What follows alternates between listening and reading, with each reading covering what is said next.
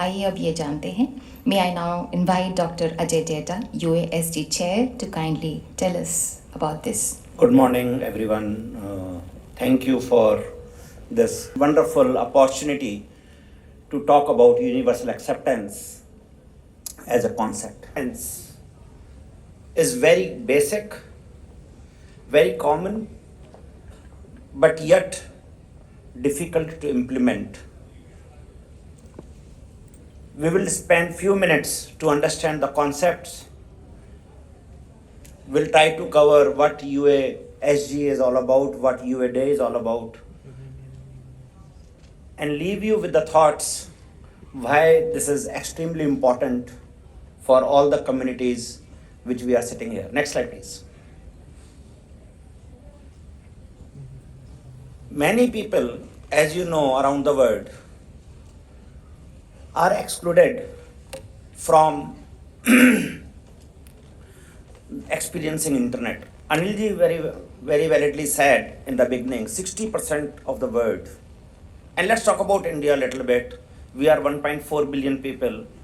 As per government census of 2011, only less than 12% people speak English as a first language. So we are talking about the large population excluded in India. That population, conservatively thought, is almost 60% of the whole world, which is almost 4 billion people do not enjoy internet as good as we all can, who is able to understand my speech today. We need to ensure that we cannot have a non-inclusive internet. We have a divide which we need to address. Next slide, please. This will tell you that we live in a multilingual world. The numbers tell you all.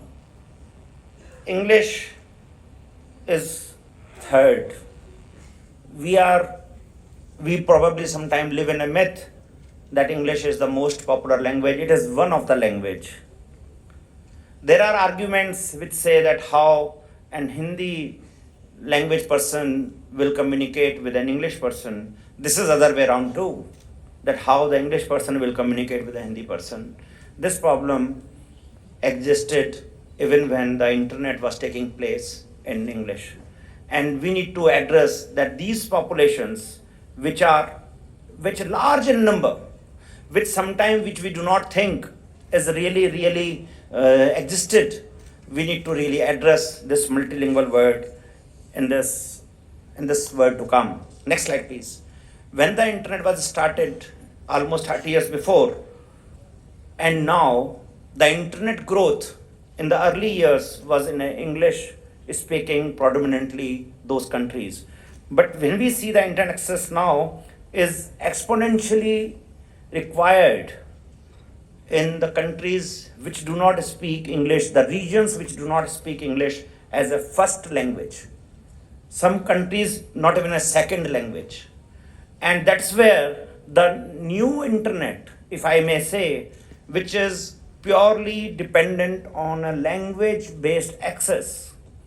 Do not confuse with the content. It is about access, that how do they access, and we break the barrier of accessing internet in the language of their choice. Domain name systems is a very important one. Anilji just shared about ICANN. ICANN stands for Internet Corporation for Assigned Names and Numbers. Names means domain names, numbers means IP addresses. This is changing continuously. There was a time there was no even DNS per se, when the internet was evolving. Then the DNS came into picture. And when the DNS also does the work of changing the URL to an IP address. So we all know what gmail.com is or hotmail.com is or pmo.gov.in, but we really do not know the numbers behind them, the IP addresses behind them. So that change which is coming now is the name part of it, not the numbers part of it. The name, if it is pmo.gov.in, could it be pradhanmantri.sarkar.bharat, or if it is my website ajaydata.com, could it be ajaydata.bharat, so on and so forth.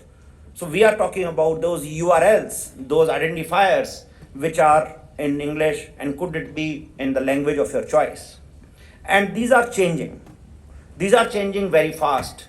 The world is adopting them, and we are going to talk about it more as the deliberations move further. Just bit technical for you to understand when we talk about the domain names and what is changing. So if you see, there are 4 components of the domain name. So the one is a protocol part, HTTPS, which we normally do not see nowadays because it is now is kind of standard.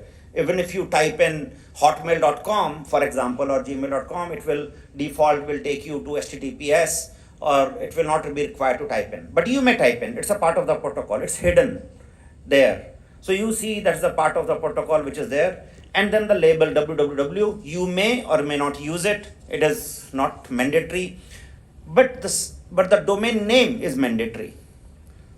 And then the domain name right part, which is .com, .net, .in, is a mandatory part. But we do not have a choice on .com. So we have the limited numbers, which are almost 1200 in the world. We do not have that choice. We can select out of them, but we can choose something on the right side. We can left side of the dot. The right side of the dot is not our selection. We can select out of the given numbers. Like in India, we have .in, which we may not change, but I will definitely have a choice to select ajaydata.in or tripti.in and anil.in and so on and so forth. So this is the option we have. We call them top level domain name, which is the right side of the dot. And the left side of the dot is known as second level domain name. These are the basic structure of the domain name, because we are going to talk about it a little bit. These things are going to change a lot more when we discuss in the future of internet. I already said almost 1200 top level domain names. So what happened? And what happened in the history of the internet? The .com, .net, which was the past, changed slowly, and the internet changed forever, and it is going to further change. So almost 3 decades before, only .com, .net, .org, .mil, .gov, .int, .edu, these were the only top level domain names. So something happened in mind of the software developers. They thought that only top level domain name, which is the right side of the dot, could be of 3 characters. It was not told to them. They assumed that while developing the applications. And they also thought that it could be only having A to Z as a character. They also thought there could not be any numbers there. They also thought there could not be any hyphen or dash there. They presumed those rules, basically. The most important rule which created an issue, the length of the top level domain name, that's a 3 character. And the second rule, it could be only A to Z. And allow me to explain why. Because when they created rules for 3 characters after the dot, the CCTLDs came into picture, which is country code top level domain names, which were now not the 3 characters, which was of 2 characters, like .in. And the whole world was adopting .in, .us, .it. And that obviously software was thinking that it is an invalid domain name, whereas it was a valid domain name. And that problem also transited to an email ID, because there were also checks in that to consider what is a valid email ID or a valid domain name. This problem further increased when the top level domain names grew in length, and it could increase up to 64 characters, including the dot, where you had, imagine you could have .professional, .accountant, .magic, .I am India. You could have any string you wanted to. And the software was assuming 3, but it again started failing the valid domain names. That's kind of a broken internet, we considered. Because a domain name which was valid, which is supposed to take me to a particular site, suddenly the applications were saying it is an invalid domain name. Forget about taking to the site. And once you are not able to enter, that creates a universal acceptance problem. And that's where the email IDs also started getting problem. It further created a problem when the domain names started happening in the world in the non-English characters, which we call them IDNs, internationalized domain name.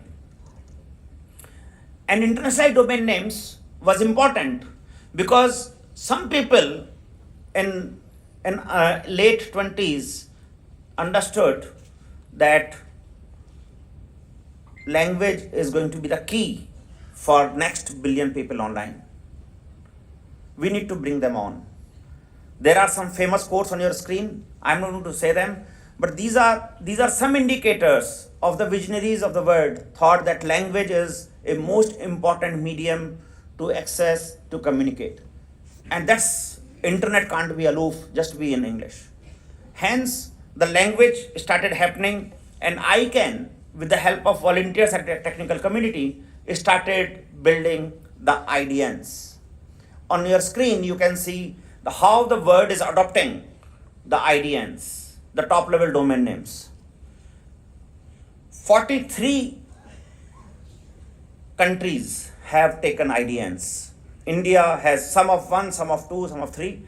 You can see that these IDNs are there, and these IDNs are working, and India currently hosts 22 IDNs under the leadership of Anil Jainji through Nixie for a registration of an email service or registration of a domain service.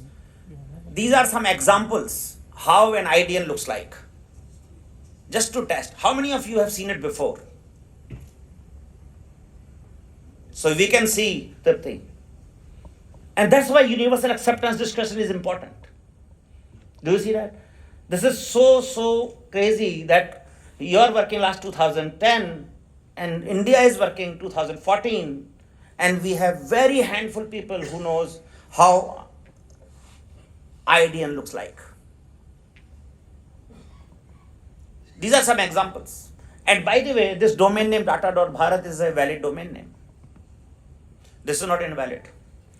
So if you are a technical developer and if you are concerned with the domain name, and if you try to use this domain name somewhere in your application, and if it says invalid, you have a UA problem. There are some examples of email addresses. These email addresses are valid examples, and these all email addresses are constructively correct. These email addresses work today. Technologies are available. So why we are talking? Because these email addresses do not work as good as my English ASCII character email addresses will work. If I go to Aadhaar, for example, and update my record, it will not accept it. If I go to Make My Trip or Naukri or IRCTC or Book My Show, anywhere, right now, very limited websites accept them.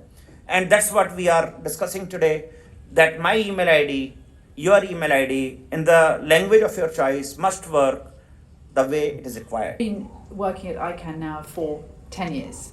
And in that 10 years, India has become a stronger and stronger contributor. More and more members of the Indian community come to our meetings and participate in our work. And I couldn't be more pleased to see that. And we encourage you and we welcome those of you here today who are interested in what we are saying to join in our work. And anybody can join, it's free. We have lots of remote access participation. Please come and join in. India hosted the ICANN 57 public meeting in Hyderabad in 2016, which was one of our best attended ever ICANN meetings. Another example of India's strong commitment is reflected by community members from India who are serving in leadership positions in the ICANN community, particularly on issues related to universal acceptance. Dr. Data chairs the Universal Acceptance Steering Group. Anil Kumar Jain heads the Universal Acceptance Steering Group Communications Working Group. Sarika Gulani leads the Universal Acceptance Local Initiative. Satish Babu chairs the Universal Acceptance Steering Group Technology Working Group. Maheshti Kulkarni and Udaya Naranya Singh serve as co-chairs of the Neo Brahimi Generation Panel. We are so happy to partner with the National Association of Software Services Companies, Centre of Excellence for Internet of Things. We launched this partnership with NASCOM in 2019 to drive collaboration with India's IT and industry and academia on the importance of Internet identifiers. The partnership has provided a sound basis for the next and critical phase of the Internet, the expansion of the domain name system to include more internationalized domain names. Until now, the Internet primarily has focused on connecting machines with each other. Now we are working on connecting people with each other. And I shall remember your mothers in the house, your women in the home. This is a perfect example of what we mean by connecting people to people. ICANN's goal is a truly multilingual internet where people everywhere can use the internet in their own languages and scripts, and this matches the Indian government's multilingual approach. The cultural and economic benefits of a multilingual internet are clear. It will serve India's local language communities as well as the needs of language communities all over the world. It will also provide a unique business opportunity for India's IT sector. India has already shown the world how to boost financial inclusion and the digital payments infrastructure through its United Payments interface. That's why I expect that India will also lead the way in the multilingual internet space. I'm convinced that India can be a torchbearer and a knowledge repository for the rest of the world, not just to enable the next billion users to get online, but also the 3 out of 4 people around the world who do not use Latin script and are therefore unable to access many domains and email addresses using their own language and script. However many times I see those statistics, I still find it shocking. And there's such an important opportunity that we have here to make that change. But to make that truly multilingual internet a reality, we must achieve universal acceptance. As you've heard today, it's an essential pillar for truly multilingual and global internet. As you know, it is still not the case that all valid domain names and email addresses, regardless of script and language, can be used equally by all internet-enabled applications, devices and systems. Whilst the domain name system has evolved over the years, many software and applications and online portals are not geared to support people using their preferred languages or scripts, and it's high time to change that. This is what this first ever U-Day A-Day is all about. This inaugural day will serve as a catalyst around the world with 50 events taking place in the next few days, making this truly multilingual internet a reality. In closing, I want to thank the Indian government and the internet community again for hosting this extraordinary event and giving me the opportunity to speak with you on UA Day. ICANN remains committed to building a truly multilingual internet that is safe, secure and accessible for all. Thank you.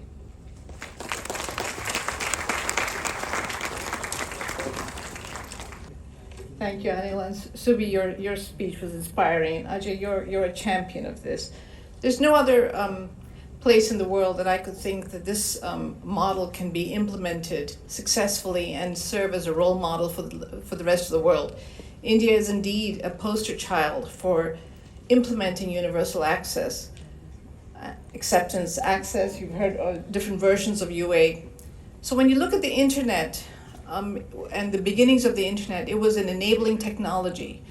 And it was created by those who were prevailing scientists and researchers about 40, 50 years ago when the work originally started.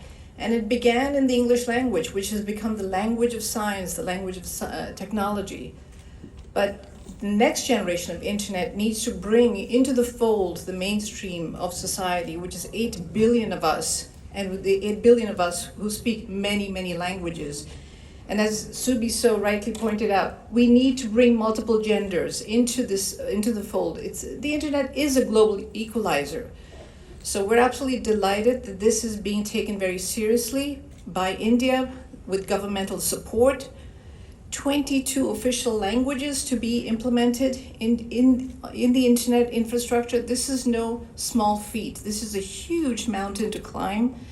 We look forward to the success, and thank you again for serving. That echoes very closely to my heart is, in the 10 years I have been with ICANN, you can really see the growth of the Asia Pacific community, especially the Indian community, in the ICANN internet governance space.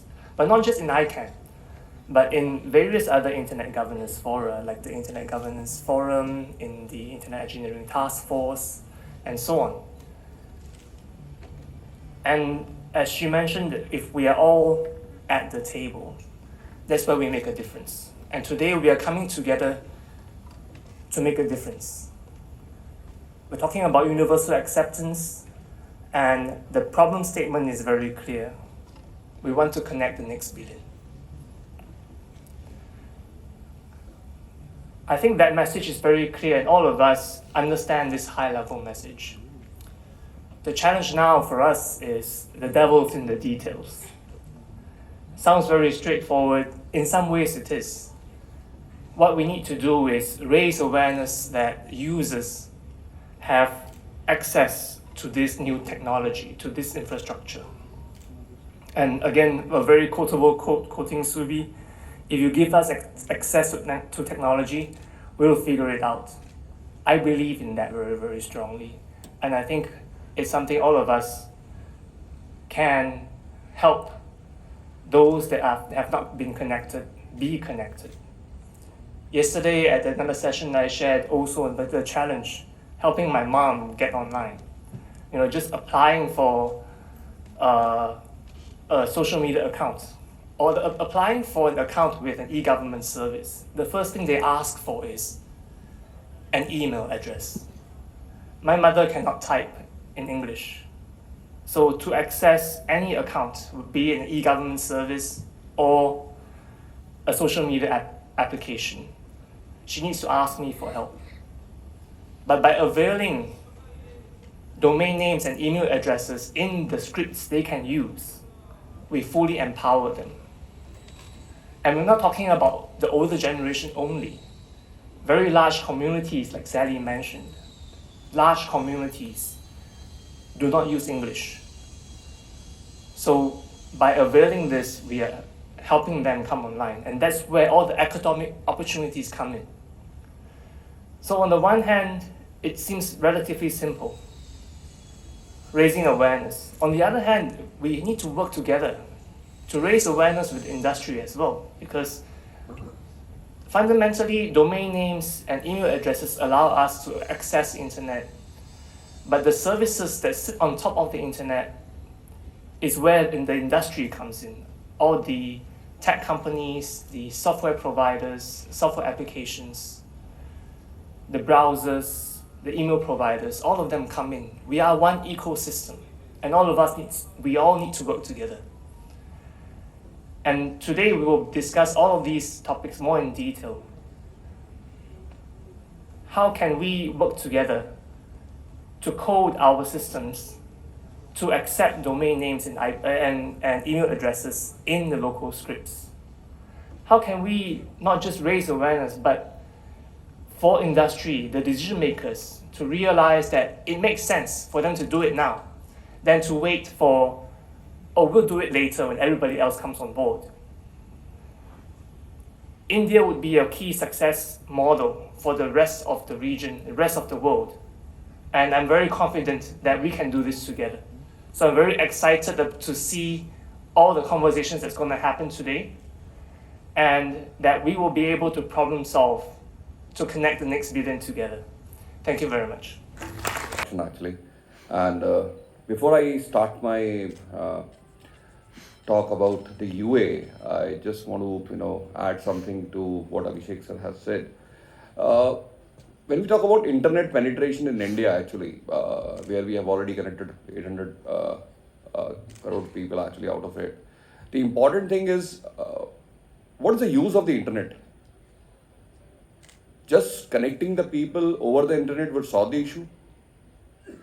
Because what we have seen is that majority of the people who are using the internet, the most important thing is the price of the internet in India is the most cheapest across the globe.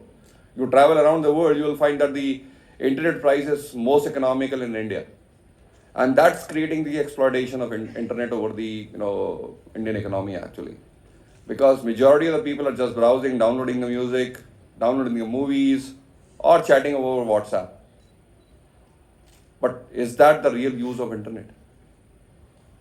Creating the websites into local languages will not solve the UA problem actually, because UA in a simple term says that domain names and email addresses. That's the two things which we have been hearing since yesterday about UA. That UA consists of domain name into your local language and an email address, to support that domain name. Normally, any person who books a domain name look for some kind of services around it. And first and foremost thing you look is hosting that website on some servers. And second important thing is, even before hosting the website, they look for the email addresses on those domain names. I think ICANN has already played their role by giving the domain names named as IDN into various local languages. And I don't know you all know or not, globally NICSI is the first registry who is managing 22 domain names in all national languages.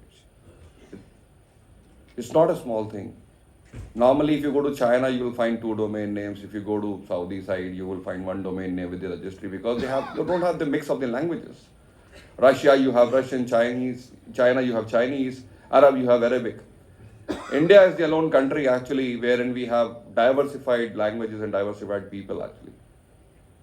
And the volume of languages, we say that after a certain kilometers the language changes, like the food and the water. Same is the situation on internet actually, because every state had its own language, and accordingly NICSI has given 22 domain names in ideal languages. Now the importance of these domain names is, when we talk about the social impact, that language is something which touches your heart. We don't speak in English with our parents, our children, or anybody in the home. We normally try to speak into our local language, whether it is Hindi or Gujarati or Bengali or Tamil or Telugu or Kannada. And that's the importance, because when we say 90% of the population of our country still cannot read, write in English, then what about those 90% of the people? How they were going to communicate over the internet? How the digital divide would be broken and we will bring them on the internet? That's the role of the UA actually. And into this, the government is the first moving wheel who will play a critical role actually. Because people here follows other. And normally they see towards the government that are my government websites UA ready? Are they available into the domain names they are talking about? Are they having those email addresses? Normally what happens is that the websites are converted into various languages depending upon the state and depending on the geography. But the most important thing is the domain name and the email address still remains in English. If you all see, the importance of language can be seen from the newspapers actually. In every region, the local daily newspaper which comes in the local language has maximum circulation than the English newspapers. And that's the reason when you want to tap the local community, you place an advertisement into that local newspaper. Considering that if I'm targeting a Hindi community, I'm going to place an advertisement into Hindi daily, I'll try to create my entire advertisement into Hindi. But people forget one thing. They are focusing into the language. But when you see any advertisement, it has 2 problems. A domain name, which is there in English of their website, and contact us email address where they want all the inquiries or the queries come from, or all the leads come from the customer. Abhishek ji and Nitin for setting the mood. The issue is that we are in a very complex situation as far as Indian languages and writing systems are concerned. If you look at this screen here, you find that our scripts are going right and left, up and down. So there are so many different kind of problems with the aesthetics of this. And that is something which is very challenging for anyone. I mean, I can, of course, somehow struggle to move out of this. In fact, I remember Ajay Data and I, when we were in Tobe, we were talking about these issues. People from the Roman group came and said that we want to see how exactly you are solving these issues. I said, but you don't have to see that because you have just A to Z. They said, no, 175 different versions of Roman also available on the net, and to bring them all together on the same platform is a huge challenge. So I think that we need to understand the complexity of our socioeconomic situation here. And if you look at the linguistic diversity index across districts in India, you get a picture there on the map. And if you look at the the numbers are also daunting because 1,576 rationalized mother tongues. By rationalized mother tongues, these are the ones labels which have been there since 1901 census, 1901, 1912, 1931, 1951, 61, 71. All those census they have these labels, which is so at least we have 1576 varieties which are available in India. In addition to that, there are 1796 labels which the Census of India or our Registrar of India are not sure how to categorize them. Call them dialect, call them language, call them what. So, in a way, these are all subsumed under the total number 122 languages of India. Now, you notice that our problem is that 96% of these languages are spoken by only 4% of our people, which is large number of these languages are in the northeast or in remote areas of India. So the challenge is how to bring them on board, how to bring them onto this internet platform. So if you look at this complexity, this is the complexity of the script that you can see here. And although we have 101 different languages in which newspapers are published, 3,954 newspapers, and we have just heard from Nitin that the Hindi language newspapers or Bangla language newspapers or Tamil newspapers are so very popular. So you have Jagaran, Dainik Jagaran, 17 editions. So if you just look at these issues, a very large number of people still looking at, even when you have the newspaper on screen, these people are actually looking at all those versions, all those variations on screen, whether in print or in screen. So radio programs, so now we thought that speech is very important. So radio programs, we started with 136, 146. When Sushma Swaraj was the IV minister long ago during Atalji's time, it was 146. Now today, 176 speech varieties, All India Radio is beaming. So it's a huge task, and we have only been able to bring in some 13, 14 scripts of India on the internet, but there are still another 50 scripts which are left behind. How do you bring them on board? This is also a big challenge. Which our languages lie. The UNESCO World Atlas for Endangered Languages, there are 30 of us created for UNESCO. I was one of them. You can just look at the way the whole thing is moving, and that is very challenging, very daunting, because a language like Monpa, for instance, spoken in Arunachal Pradesh, if you look at for last 600 years, they have been actually retaining their manuscripts in the remote areas of Arunachal Pradesh. So if you do not digitize them, if you do not make them available for people, because there are medicinal texts, there are very interesting texts there. If you don't bring them, then that is all lost, and that is unacceptable. Losing a language would also mean that losing a huge knowledge system.